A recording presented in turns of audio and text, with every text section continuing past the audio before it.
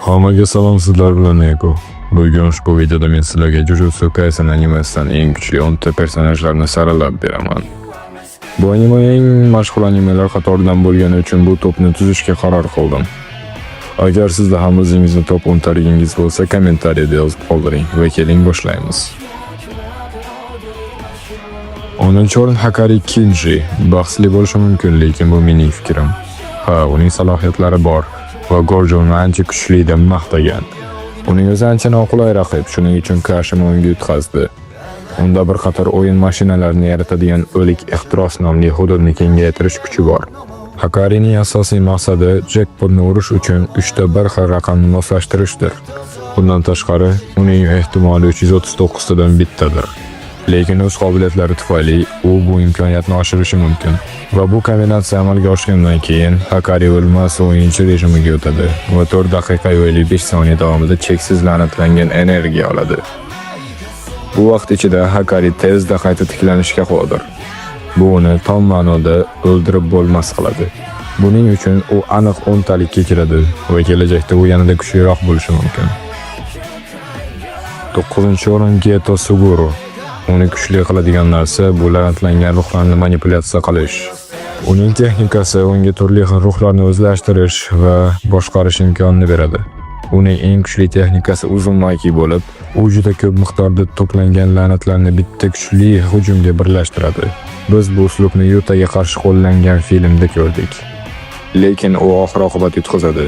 Baribir men uni eng kuchli va kam baholangan sehrgarlardan deb hisoblayman. 8-o'rin Toji Fushiguro. Toji Hakari va Getoga qaraganda kuchliroq. U qolganlarda yo'q narsaga ega, ya'ni tajriba. Sehrgarlarning eng kuchli qotili bo'lib, u deyarli yosh Gorjoni o'ldirishga va Getoni mag'lub etishga muvaffaq bo'ldi. O'sha paytda Geto Gorjo darajasida edi. Uning asosiy xususiyati shundaki, u hech qanday energiyaga ega emas.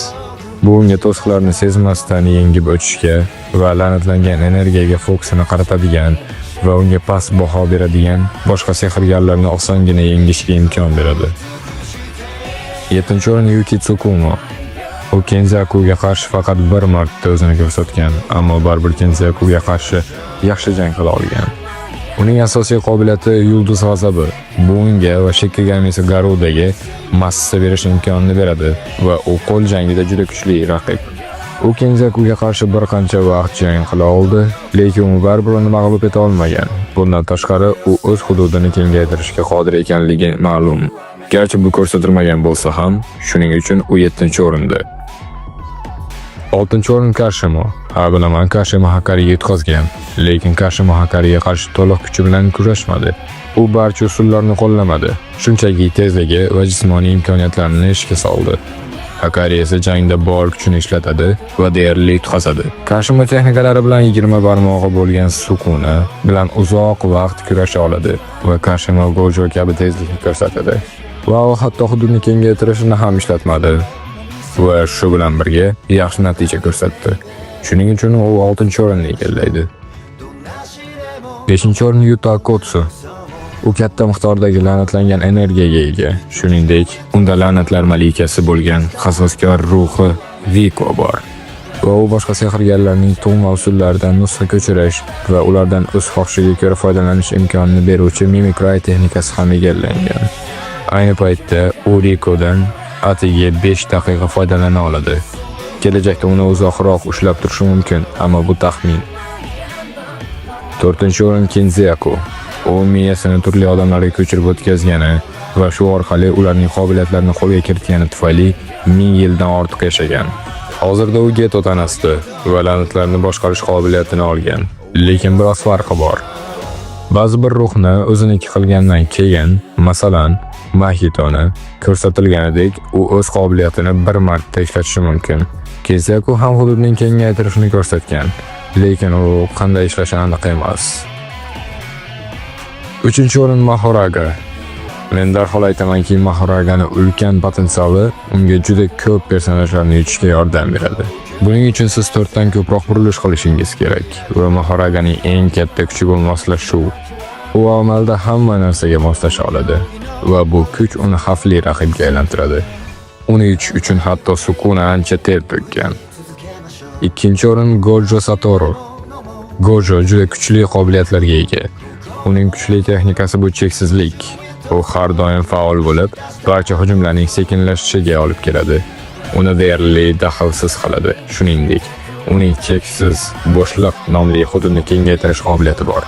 Bu esa unga raqiblari haqidagi ma'lumotlarni qayta yuklash imkonini beradi va raqiblar fikrlay olmaydilar yoki harakat qila olmaydilar. Umuman olganda u kuchli, lekin undan ko'ra kuchlirog'i bor. Birinchi o'rin Ryomen Sukuna.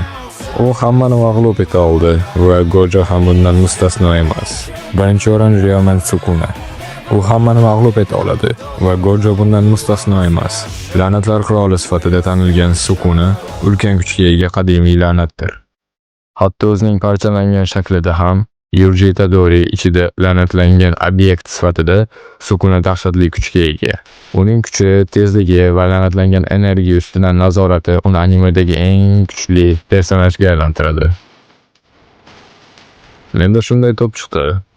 Bilaman ko'pchilik birinchi va ikkinchi o'ringa norozilik bildirishi mumkin. Lekin bu meni fikrim va buni fakt deb olsak ham bo'ladi. Albatta shunday videolar yana chiqishini xohlasangiz sizdan like, komment va podpiska. Hozircha xayr.